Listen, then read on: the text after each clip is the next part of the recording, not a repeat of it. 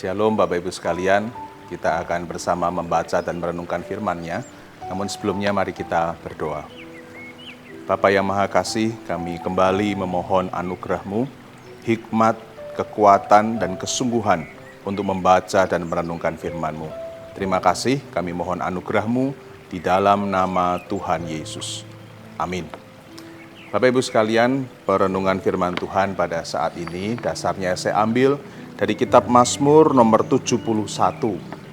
Kitab Mazmur nomor 71, saya akan membacakan beberapa bagian ayatnya, dan silakan nanti Bapak Ibu setelah merenungkan firman Tuhan bersama dengan saya bisa membaca keseluruhan ayat dari nomor 71 kitab Mazmur ini. Namun sekarang saya hanya membacakan beberapa bagiannya saja. Mazmur 71, saya membaca ayat yang pertama sampai yang ke-11 lebih dahulu, kemudian nanti ayat yang ke-17 dan seterusnya. Mazmur 71. Padamu ya Tuhan, aku berlindung. Janganlah sekali-kali aku mendapat malu. Lepaskanlah aku dan luputkanlah aku oleh karena keadilan-Mu. Sendengkanlah telingamu kepadaku dan selamatkanlah aku. Jadilah bagiku gunung batu, tempat berteduh, kubu pertahanan untuk menyelamatkan aku. Sebab Engkaulah bukit batuku dan pertahananku. Ya Allahku, luputkanlah aku dari tangan orang fasik, dari cengkeraman orang-orang lalim dan kejam. Sebab Engkaulah harapanku ya Tuhan, kepercayaanku sejak masa muda ya Allah. Kepadamulah aku bertopang mulai dari kandungan. Engkau telah mengeluarkan aku dari perut ibuku. Engkau yang selalu kupuji-puji. Bagi banyak orang aku seperti tanda ajaib, karena Engkaulah tempat perlindunganku yang kuat. Mulutku penuh dengan puji-pujian kepadamu, dengan penghormatan kepadamu sepanjang hari. Janganlah membuang aku pada masa tuaku. Janganlah meninggalkan aku apabila kekuatanku habis, sebab musuh-musuhku berkata-kata tentang aku. Orang-orang yang mengincar nyawaku berunding bersama-sama dan berkata, Allah telah meninggalkan dia, kejar dan tangkaplah dia, sebab tidak ada yang melepaskan dia. Kemudian ayat yang ke-17, Ya Allah, Engkau telah mengajar aku sejak kecilku, dan sampai sekarang aku memberitakan perbuatan-Mu yang ajaib, juga sampai masa tuaku dan putih rambutku. Ya Allah, janganlah meninggalkan aku, supaya aku memberitakan kuasa-Mu kepada angkatan ini, keperkasaan-Mu kepada semua orang yang akan datang. Kemudian ayat yang ke-22 sampai 24. Aku pun mau menyanyikan syukur bagimu dengan gambus atas kesetiaan-Mu ya Allahku. Menyanyikan mazmur bagimu dengan kecapi, ya yang kudus Israel. Bibirku bersorak-sorai sementara menyanyikan mazmur bagimu, juga jiwaku yang telah Kau bebaskan. Lidahku juga menyebut-nyebut keadilan-Mu sepanjang hari, sebab akan mendapat malu dan tersipu-sipu orang-orang yang mengikhtiarkan celakaku. Sampai sedemikian jauh pembacaan firman Tuhan. Selamat dan berbahagia kita semua yang mau dengan tekunan setia membaca, merenungkan firman Tuhan dan melakukannya di dalam kesehariannya. Bapak Ibu Saudara sekalian, ada banyak alasan dan kondisi yang membuat kita berhenti berkarya. Entah memang karena kondisi tubuh kita yang makin lemah, atau memang kita sudah mulai lelah dan enggan untuk kembali berkarya. Ada banyak hal yang membuat kita rasanya tidak ingin lagi berbuat sesuatu, dan kita mungkin merasa tidak mampu. Kalau kita membaca Mazmur 71 ini, kita akan menemukan bahwa pemazmur sebetulnya memiliki alasan untuk tidak berbuat apa-apa. Pemazmur memiliki alasan untuk kondisinya itu membuat dia sudah berdiam sendiri saja di rumah dan tidak berkarya apapun. Dua hal alasan minimal kenapa saya mengatakan begitu. Yang pertama adalah karena usianya. Kalau kita membaca beberapa ayatnya, dari Mazmur 71 kita menemukan bahwa pemazmur ada dalam kondisi yang sudah cukup lanjut usia. Ayat 5 dan 6 dikatakan di sini, kepercayaanku sejak masa muda, artinya dia sudah melewati masa muda itu. Kepadamulah aku bertopang mulai dari kandungan, engkau telah mengeluarkan aku dari perut ibuku. Dia sudah lewati masa-masa itu. Ayat 9, janganlah membuang aku pada masa tuaku. Janganlah meninggalkan aku apabila kekuatanku habis. Itu yang sedang dialami. Ayat 17 dan 18, ya Allah, engkau telah mengajar aku sejak kecilku, dan sampai sekarang aku memberitakan perbuatanmu yang ajaib, juga sampai masa tuaku dan putih rambutku, ya Allah, janganlah meninggalkan aku. Pemazmur dalam kondisi yang sudah cukup lanjut usia. Bukan cuma itu. Di dalam kondisi yang sudah cukup lanjut usia, ternyata ada saja orang-orang yang memusuhi dia, yang mencemooh dia, yang mengikhtiarkan celakanya dia.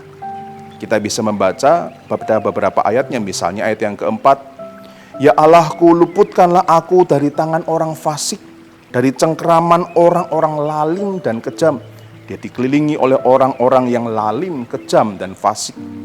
Ayat 10 dan 11, sebab musuh-musuhku berkata-kata tentang aku, orang-orang yang mengincar nyawaku berunding bersama-sama dan berkata, Allah telah meninggalkan dia, kejar dan tangkaplah dia, sebab tidak ada yang melepaskan dia. Demikian pula ayat 13, orang-orang yang memusuhi jiwaku, orang-orang yang mengikhtiarkan celakaku.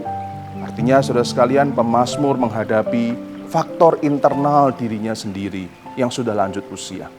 Dia juga harus menghadapi orang-orang dari luar, faktor eksternal, orang-orang yang mengikhtiarkan celakanya, mengupayakan hal-hal buruk terjadi kepada dia. Seharusnya pemazmur punya alasan untuk tidak berkarya. Tetapi apa yang kemudian dilakukan? Kalau kita membaca pada ayat pertama sampai ke-7, ayat 9, ayat 12, ayat 13, itu berisi doa-doa permohonan dari pemazmur kepada Tuhan. Satu ungkapan isi hatinya yang terancam, isi hatinya yang mungkin lelah, diungkapkan kepada Tuhan. Kemudian ayat yang ke-8, kemudian ayat 14 sampai 17, digambarkan di sini satu karya pemazmur, kerinduan pemazmur untuk memuji Tuhan, untuk memuliakan Tuhan, untuk memberitakan perbuatan Tuhan yang ajaib. Loh, sesuatu yang nampaknya mustahil bukan?